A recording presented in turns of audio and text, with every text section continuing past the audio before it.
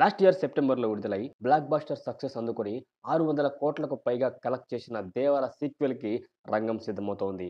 Inside reports ప్రకారం దర్శకుడు కొరటాల శివ బృందం గత 3 నెలలుగా ఆ పని మీద ఉంది. అసలైన కథ ఇందులోనే ఉంటుందనే తరహాలో ఫస్ట్ పార్ట్ క్లైమాక్స్‌ని ఎండ్ చేయడంతో సీక్వెల్ మీద భారీగా అంచనాలున్నాయి. ముఖ్యంగా ఎన్నో ప్రశ్నలకు సమాధానం పార్ట్ 2లోనే చెప్పాల్సి ఉంటుంది.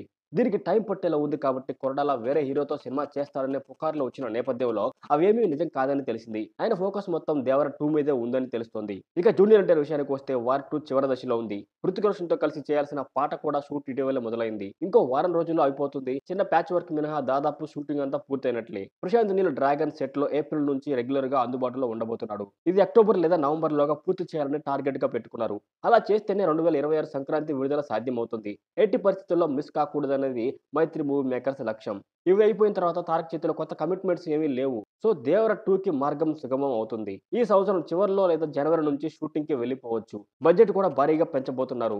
ఈసారి విలన్ సైఫ్ అలీ ఖాన్‌తో పాటు బాబీ డియోల్ కూడా చేరతాడనే ప్రచారం నిజమేనని తెలిసింది. కాకపోతే కాస్టింగ్‌కి సంబంధించిన అప్డేట్స్ ఇప్పట్లో ఇచ్చే అవకాశాలు లేవు. ఇంకా జాహ్నవి కపూర్ డేట్స్ కూడా అడగలేదు. తారక్ అందుబాటుని బట్టి ఆమె కాల్ షీట్స్ ప్లాన్ చేస్తారు. ఇంకా అనిరుద్ మ్యూజిక్ మీద మరిన్ని అంచనాలు నెలకొనబోతున్నాయి. అంతా సవ్యంగా అనుకున్నట్టు జరిగితే 2026 దసరా లేదా దీపావళికి 'దేవర 2'ని చూడొచ్చు.